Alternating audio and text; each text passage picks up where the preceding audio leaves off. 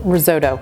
It has a reputation of being hard to cook, a little sensitive, a little touchy, but I'm gonna share with you a foolproof way to cook risotto, and that is making it in the Instant Pot. This smells fantastic. Please, somebody invent smell-o-vision. I would love for you to be able to smell this as I cook it. We are making it in the Instant Pot because it really does cook perfectly every time. The Instant Pot, or the electric pressure cooker, does all of the heavy lifting and the cooking work for you. It also does a beautiful job of infusing flavor of the chicken stock and the white wine, and then you mix in that Parmesan cheese at the end to get a little creaminess to your risotto. It's just super delicious. Arborio rice is like a toddler. It's kind of smaller, a little chunky toddler face there, and they're real testy. I mean, right? Toddlers are testy. So Arborio rice is like, okay, enough of that. It goes with everything. It's kind of like a budget gourmet. You can use white wine or cooking wine. That's probably kind of the most expensive, unusual ingredient in this, but it really is so rich and delicious, and it goes with everything. You could serve it with beef roast, you could serve it with baked chicken, you could serve it with pork chops.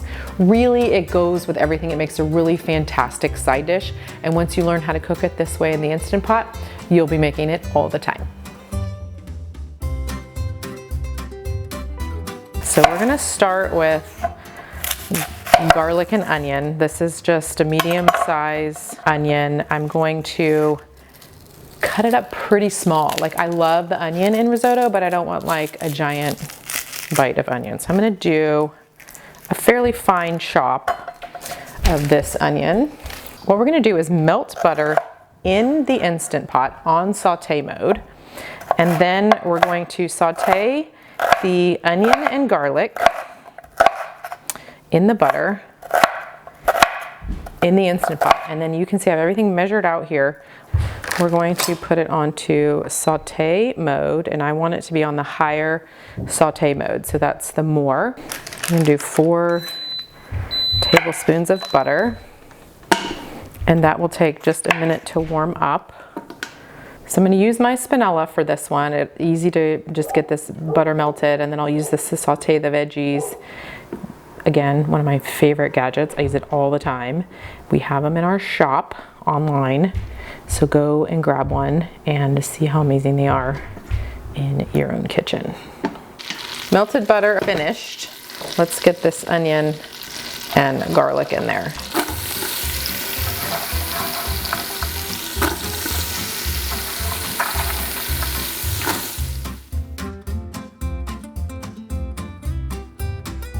This is nicely sauteed, starting to brown a little bit. Turned it off, and now we are going to add in the arborio rice, the 2 cups worth, which is essentially this whole container, and then we're going to give that a toss. It's not really going to toast. If you watched my other videos, you'll see that we do like a shock and boil. That's not really what's happening here. We did turn off the heat, so that little shock and boil is not going to happen, but we're going to sort of get the same effect, but really we're here to pressure cook this. We're adding that white wine. You can do a cooking wine or just any white wine that you have, and then we're going to do 4 cups of chicken stock. I use a bouillon base. Let me just scrape that in there with all that delicious flavor. And then we're going to give this a good stir. We want to get all of the arborio rice kernels into the liquid. We don't want any sticking on the side. Give that a good stir, and then we're going to pressure cook for 6 minutes on high pressure. This looks fantastic. This is the same story as the pasta. Like, it's not super saucy, but it's a little saucy, but it'll thicken as it cools. So let's add the Parmesan cheese and the parsley. I'm going to save a little bit for a garnish. We're going to stir all of this in. So we have this stirred in, and now I'm going to switch. The spinella is great. It's a great scooper, but I really want a hefty scoop of this. So I'm going to use my ladle. I love this one because it has the give, so I can get into the corners of this pot, and then I can just hefty serve right into my serving dish. Again, this is still piping hot, fresh from the Instant Pot. So I would let this cool just a little bit before you serve it. You could garnish it with a little bit more parsley. You could garnish it with some shaved Parmesan or shredded Parmesan if you wanted as well.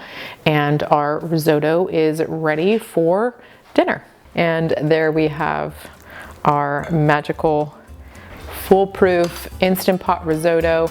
Risotto can be very challenging to cook on the stovetop, which is why I recommend cooking it in the Instant Pot. I hope you learned some new cooking hacks and tricks with this week's episode.